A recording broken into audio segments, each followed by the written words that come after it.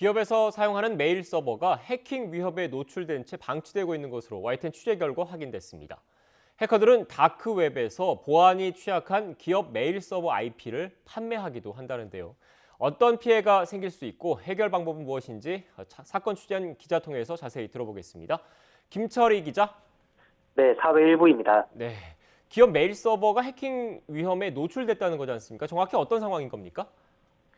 기업들은 보통 사내용 메일 서버를 따로 운용하는 경우가 많은데요. 이러한 내부 메일 서버가 해킹 피해에 노출됐다는 겁니다. 특정 회사가 만들어 배포한 메일 서버에서 취약점이 발견된 뒤 이를 악용한 해킹이 계속 이루어지고 있습니다.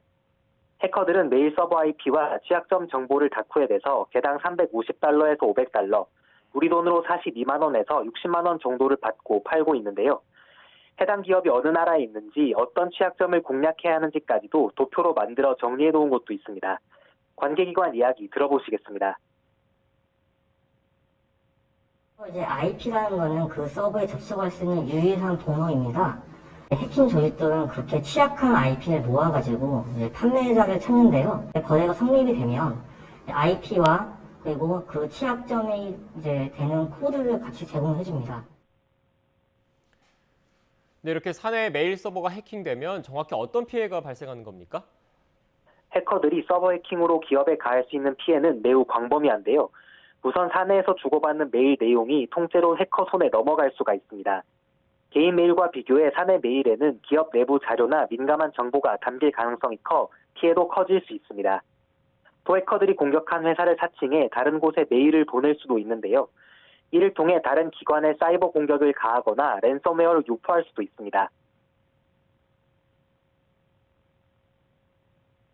해커가 무단으로 접속해서 전부 모든 데이터를 가지고 간다든지 그 메일 내용 조작을 해서 다른 쪽에다가 이제 악성 코드를 심어서 보낸다든지.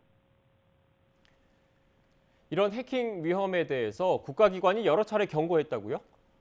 그렇습니다. 지난해 국제 해킹 조직이 메일 서버 취약점을 이용해 해외 3만여 개 기관을 공격하고 랜섬웨어를 유포한 일이 있었는데요. 국정원 등이 이러한 사실을 파악해 지난해에만 2차례 해당 메일 서버를 사용하는 회사들의 위험성을 경고했습니다.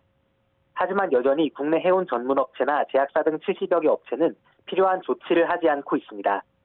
문제의 메일 서버는 간단한 업데이트만 수행해도 추가 피해를 막을 수 있는데 이를 따르지 않고 있는 겁니다.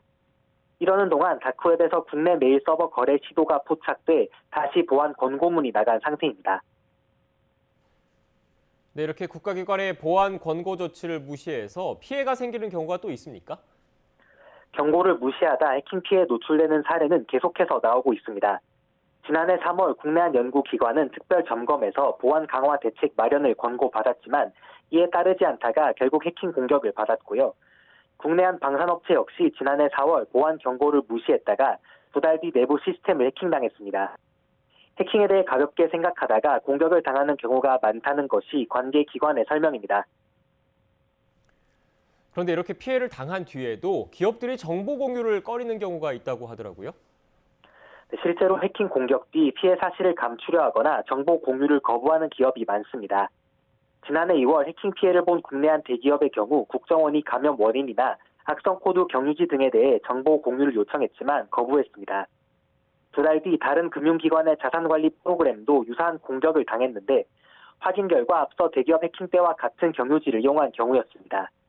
만약 민과 관이 서로 빠르게 정보를 교환해 머리를 맞댔더라면 피해를 막을 수 있었던 겁니다. 네, 추가 피해 막으려면 어떻게 하겠습니까? 전문가들은 보안 권고를 받은 기업은 가능하면 빨리 최신 소프트웨어로 업데이트해야 한다고 말합니다. 여러 차례 말씀드렸듯이 해킹에 악용되는 장비와 제품의 취약점 대부분은 최신 소프트웨어로 업데이트하거나 간단한 설정 변경만 해도 제거할 수 있기 때문입니다. 또 민감한 정보를 다루는 기업이라면 국가기관이 조치 이행을 강제할 수 있도록 제도를 손봐야 한다는 지적도 나오는데요. 전문가 이야기 들어보시겠습니다.